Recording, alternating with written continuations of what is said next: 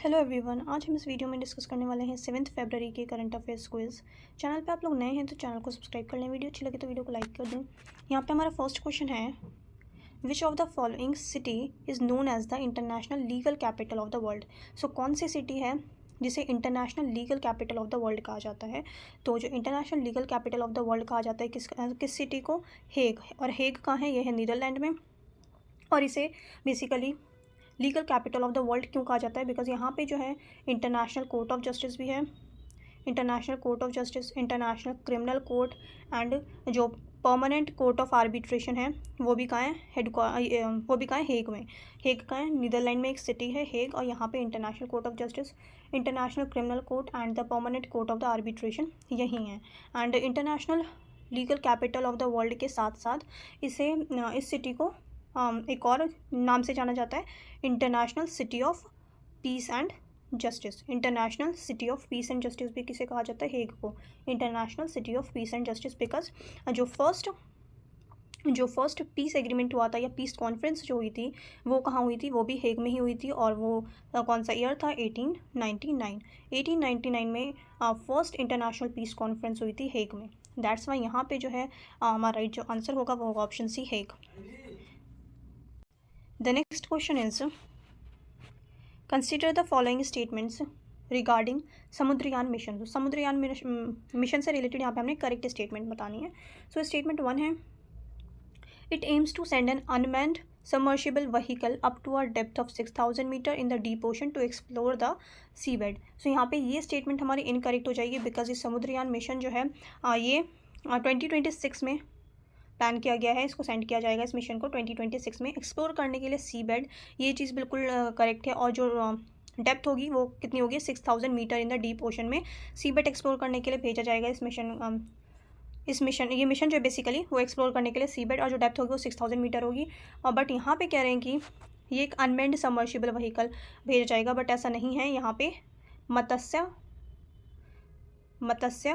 6000 जो है ये व्हीकल भेजा जाएगा, और ये मैंड सबमर्सिबल है, ना कि अनमैंड। दैट्स वाई यहाँ पे स्टेटमेंट 1 जो होगी ये इनकरेक्ट हो जाएगी।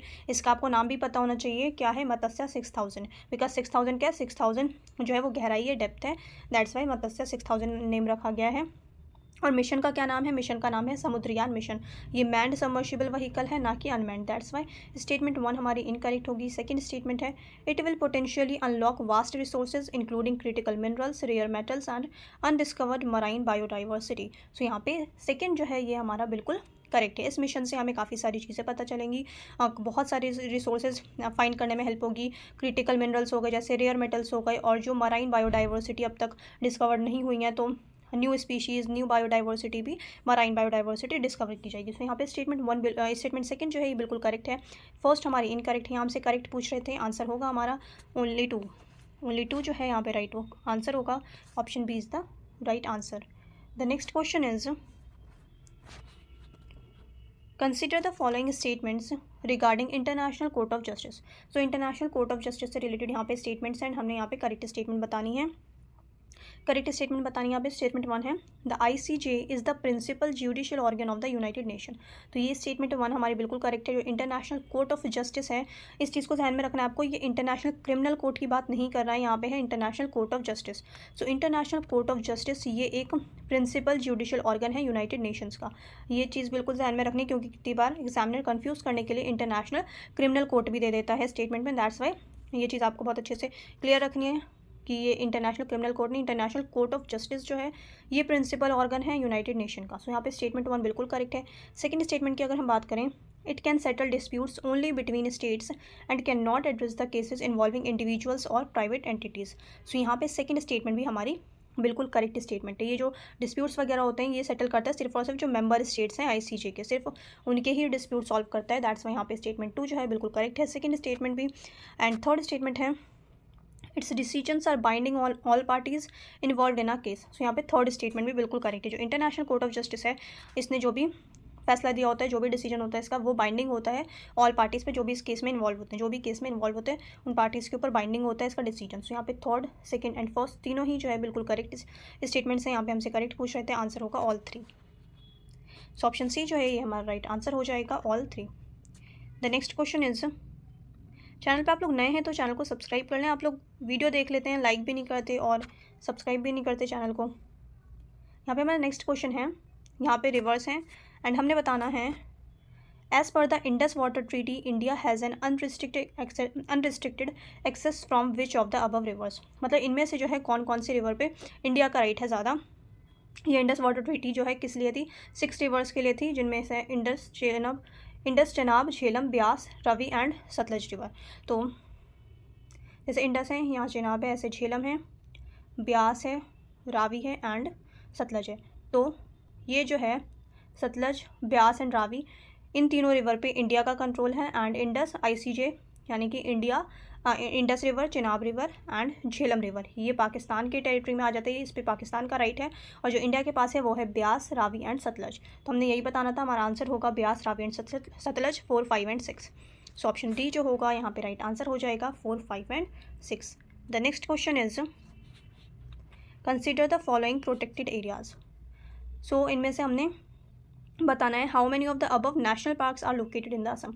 इनमें से कौन से नेशनल पार्क्स हैं जो असम में हैं। सो असम में जो है डिब्रू सेखोवा नेशनल पार्क असम में है, नामेरी नेशनल पार्क असम में है, देहिंग पटकई नेशनल पार्क असम में है, नामदाफा नेशनल पार्क जो है ये असम में नहीं है। नामदाफा नेशनल पार्क कहाँ है, अरुणाचल प्रदेश में। नामदाफा नेशनल पार्क कहाँ है, अरुणाचल प्रदेश में, ना कि असम में। असम की अगर हम बात करें तो Dibru Saikhowa, Nameri national park, Dehing Patkai national park और असम में इसके अलावा और कितने, असम में टोटल अगर हम असम की बात करते हैं तो असम में टोटल 7 नेशनल पार्क हैं। उनमें से 3 ये हैं, Dibru Saikhowa national park, Nameri national park, Dehing Patkai national park and बाकी के 4 कौन से हैं, एक है, ये तो आप सबको पता होना चाहिए, Kaziranga national park, Kaziranga national park है, मानस नेशनल पार्क है एंड ओरांग नेशनल पार्क है, रेमोना नेशनल पार्क है। Orang national park, Raimona national park, Nameri national park, Dibru Saikhowa national park, Manas national park, Kaziranga national park, Dehing Patkai national park, ये 7 नेशनल पार्क जो है ये असम में है।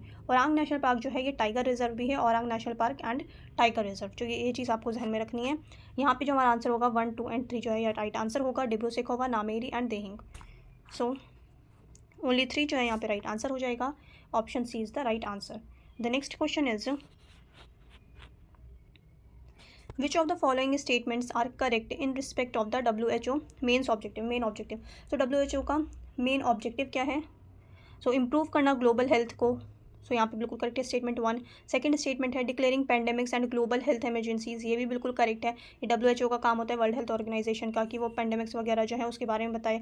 ग्लोबल हेल्थ इमरजेंसी अगर है, जैसे कोरोना के टाइम पे हुआ था। थर्ड है यहाँ पे मेकिंग क्लाइमेट चेंज टारगेट्स। सो ये WHO का काम नहीं है ये क्लाइमेट चेंज टारगेट्स वो करे। इसका जो है बेसिकली जो क्लाइमेट चेंज से हेल्थ इंपैक्ट हो रहा है ये सब चीज़ें WHO बताता है, बट ये मेकिंग क्लाइमेट चेंज टारगेट्स ये नहीं होगा। 1 एंड 2 जो होगा ये राइट आंसर होगा, हमने करेक्ट बताना था।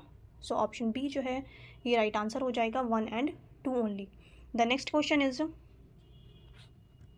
विच of the following is a common method to reduce sulphur dioxide emission in industries. So industries में जो एमिशन होती है सल्फ़र डाइऑक्साइड की, उसको रिड्यूस करने के लिए कौन सा कॉमन मेथड इनमें से यूज़ किया जाता है। तो यहाँ पे जो है हमारा राइट आंसर जो होगा वो होगा flue gas desulphurisation. So option B जो है ये हमारा राइट आंसर है, flue gas desulphurisation.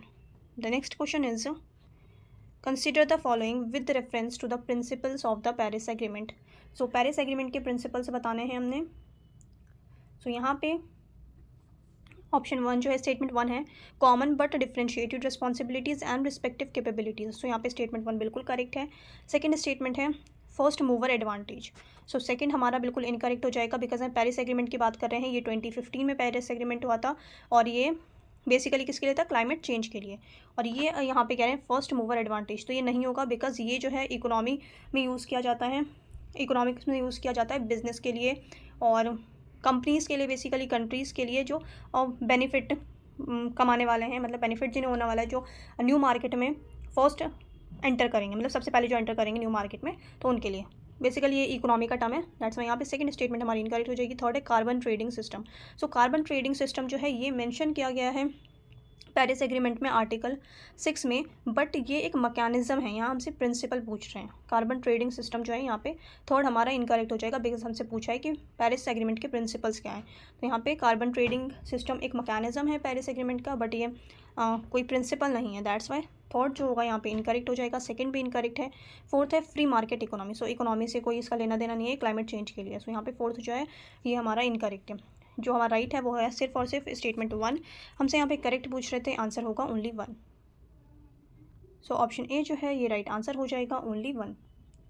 The next question is the central electricity authority is a statutory body under which ministry of the government of India. So electricity से related है central electricity authority, तो ये किस में होगा, ministry of power में। So option A जो है यहाँ पे राइट आंसर हो जाएगा हमारा, ministry of power. The next question is consider the following with reference to the organizations that work closely with USAID।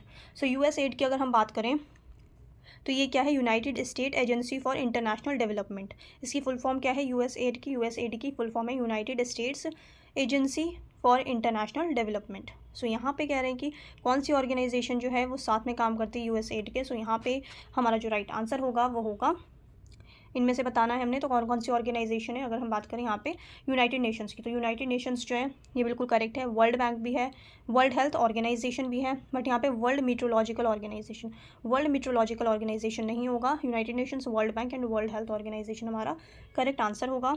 सो यहाँ पे हमसे करेक्ट पूछ रहे थे, आंसर होगा ओनली 3। सो ओनली 3 जो होगा यहाँ पे राइट आंसर होगा, ऑप्शन सी। आई होप आप लोगों को वीडियो अच्छी लगी होगी, आप लोगों ने अच्छे से प्रैक्टिस की होगी। चैनल पे आप लोग नए हैं तो चैनल को सब्सक्राइब कर लें। वीडियो अच्छी लगी तो वीडियो को लाइक कर दें। अब मिलते हैं नेक्स्ट वीडियो में।